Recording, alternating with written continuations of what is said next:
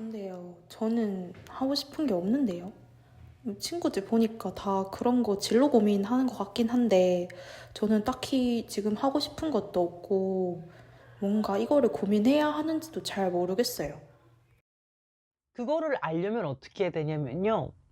뭐든지 일단은 해보세요.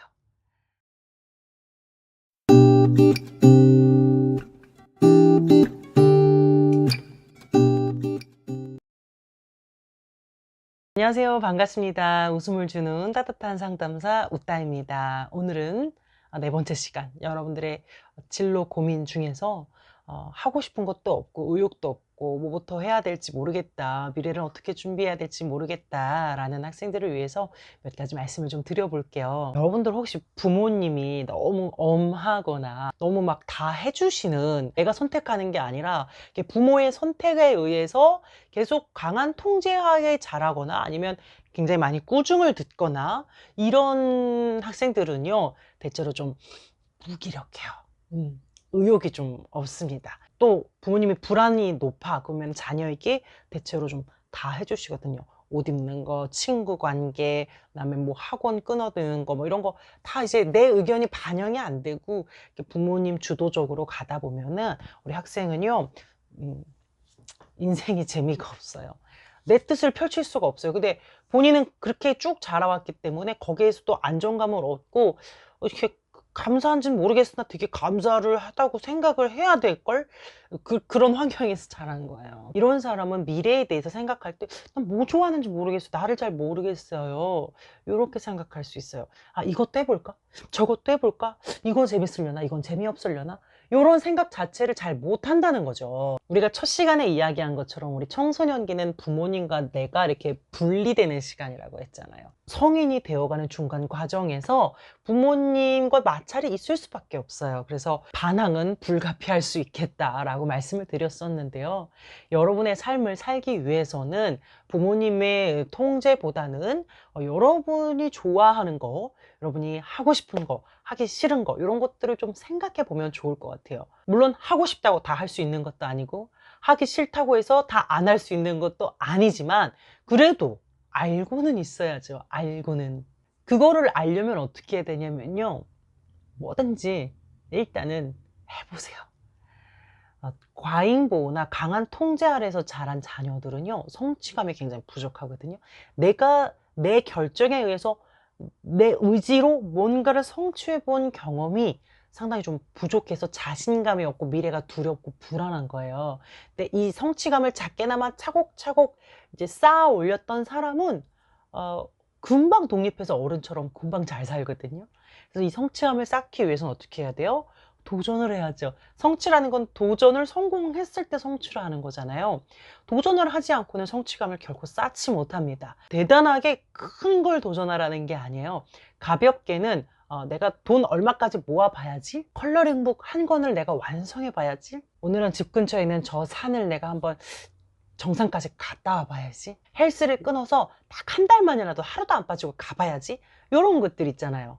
선생님 그게 뭐예요? 뭐 중요한 것도 아니잖아요. 대단한 것도 아니잖아요. 라고 생각할 수 있는데, 목표가 현실적이면서 낮아야 그만큼 성취감을 잘 느낄 수 있어요. 성적에 대한 것도 내가 평균 10점 이상 올리겠어, 이러면 너무 어렵잖아요. 그냥 평균 한 3, 4점 정도 더 올려보자, 요 정도? 일주일 동안 이 책 한 권 다 끝내야지, 이게 아니라 일주일 동안 이 한 부 정도는 다 봐야지, 이렇게 작게 잡으세요. 작게 한 계단만 오르는 거지, 꼭대기를 바라보면 무기력해집니다. 목표가 높으면 안 하고 싶어져요. 그래서 바로 내 능력보다 바로 위에 정도로 목표를 잡아야 재미가 있고 성취를 느껴요. 청소년기, 특히 중학생 때는 굉장히 큰 자아상을 형성하고 싶어 하거든요. 그래서 난 나중에 CEO가 돼야지 하면 막 거의 스티븐 잡스 정도로 생각해요. 그러다 이제 고등학교쯤 되면은 약간 이게 낮아지면서, 현타를 맞으면서 좀 낮아지거든요. 나만의 어떤 사업장을 만들어서 중소기업이 될 수도 있고, 중소기업이 아니더라도 그냥 자그마한 가게 하나 하면서 내가 이렇게 사업장을 꾸려가 봐야지. 이런 게 이제 사실은 현실적인 목표가 될 수 있겠죠. 물론 여러분도 세계적인 CEO가 될 수 있죠, 당연히. 그런데 이제 일반적인 수준을 말하는 겁니다. 세계적인 CEO는 세상에 몇 명 없으니까 얘기하는 거예요. 그래서 현실적으로 좀 잡고 그거를 향해서 나아가는 것이 훨씬 더 건강한 자아상을 갖게 될 수 있다는 거예요. 여러분 게임 하시잖아요. 게임도요, 너무 어렵거나 너무 쉬우면 재미가 없어요. 그 게임 지워버립니다. 약간 내 수준에서 약간 위에 있어야, 깨기가 조금은 어려워야 그 게임에 미쳐서 즐기는 거죠. 인생을요, 약간 게임 레벨 깨듯이 약간만 목표를 위에 설정해서 끊임없이 도전하고 성취하고 도전하고 성취하고 도전하고 성취하고 요거 반복을 하시는 거예요. 그러면 미래에 대해 안정적이고 좀 확신을 가지고서 여러분의 진로를 펼칠 수가 있게 돼요. 저는 저의 10년 후를 굉장히 기대해요. 왜냐면 10년 동안 또 얼마나 많은 성취들이 쌓였을까라고 생각하면 제 자신이 너무 기대가 돼요. 10년치만큼의 성장, 10년치만큼의 성취와 발전이 된 나? 너무 기대돼요. 나이 먹는 거는 두려운 일이 아니라 성취가 쌓이는 일이기 때문에 저는 좋은 일이라고 생각하거든요. 선생님, 10년 동안 실패할 수도 있잖아요. 성취가 아니라. 라고 생각하신다면 성취의 개념을 좀 바로잡을 필요가 있을 것 같아요. 제가 어떻게 10년 동안 성공만 하겠어요? 실패도 하겠죠. 잘 안 되는 것도 있겠죠. 근데 저는 그거를 실패라 이름하지 않거든요. 그 또한 저에게는 성취예요. 왜냐하면 그 실패를 통해 저는 분명히 어떤 배움을 남길 거고 교훈을 남길 거거든요. 그러면 그거는 성취로 나아가는 밑거름이 되는 것이기 때문에 그건 절대로 실패가 아니라 성취의 일부분이 되는 거예요. 그래서 저는 인생에 실패가 없다고 생각하는 사람입니다. 밑거름만 있죠.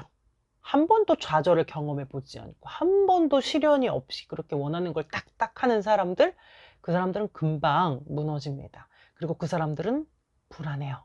실패의 경험이 없어 본 사람들은요, 항상 불안해요. 근데 실패에 대한 내성이 쌓여 있는 사람, 이거 안 될 때도 있었지, 그걸 계속 경험한 사람은 다음에도 그게 두렵지 않기 때문에 결과적으로 봤을 때 성공만 한 사람에 비해서 실패를 많이 해본 사람이 훨씬 더 많은 일을 할 수 있고 훨씬 더 굵직한 일을 오래도록 할 수 있게 되는 거예요. 그렇게 해서 뭐든 도전해서 여러분이 뭘 좋아하고 뭘 싫어하고 뭘 잘할 수 있고 뭐가 자신이 없는지 이런 것들을 좀 구분하면서 스스로의 어떤 능력치를 알아가시고 그거에 따라서 전공도 설정하고 직업도 설정하고 그렇게 미래를 좀 설계해 보시면 좋겠다라는 말씀 드려봤습니다.